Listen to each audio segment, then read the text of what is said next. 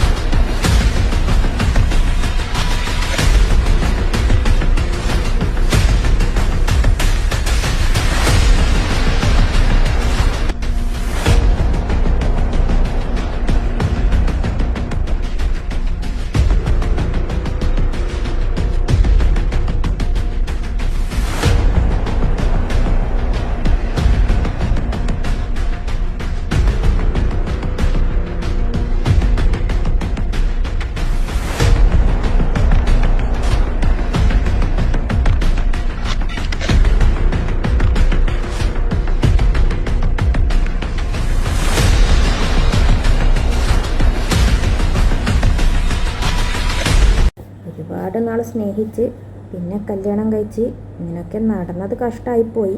പക്ഷെ അവർക്കിടയിലെ പ്രശ്നം അത് അവർക്കല്ലേ അറിയത്തുള്ളൂ.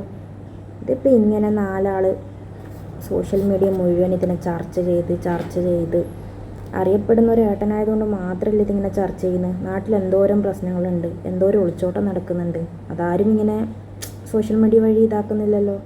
പിന്നെ ഇപ്പോഴത്തെ ട്രെൻഡ് അനുസരിച്ചിട്ട് ഒന്നെങ്കിൽ ഭാര്യ ഭർത്താവിനെ കൊല്ലുക, ഭർത്താവ് അല്ലെങ്കിൽ ഭാര്യനെ കൊല്ലുന്ന ട്രെൻഡിലൊക്കെ ഒരു മാറി പരസ്പരം ഒന്നും ചെയ്യാതെ വേർപിരിഞ്ഞല്ലോ. ഇല്ലെങ്കിൽ ഇപ്പം തന്നെ കാണുന്നില്ലേ, കൊക്കയെന്ന് തള്ളിയിടുക, വിഷം കലക്കി കൊടുക്കുക. അങ്ങനെ ഒരു ക്രൂരമായ കാര്യങ്ങളും നടന്നിട്ടില്ല. പക്ഷെ ഇത് ചെയ്തത് ശരിയാണെന്ന് ഞാൻ പറയുന്നില്ല. എന്തായാലും മോശമായിപ്പോയി.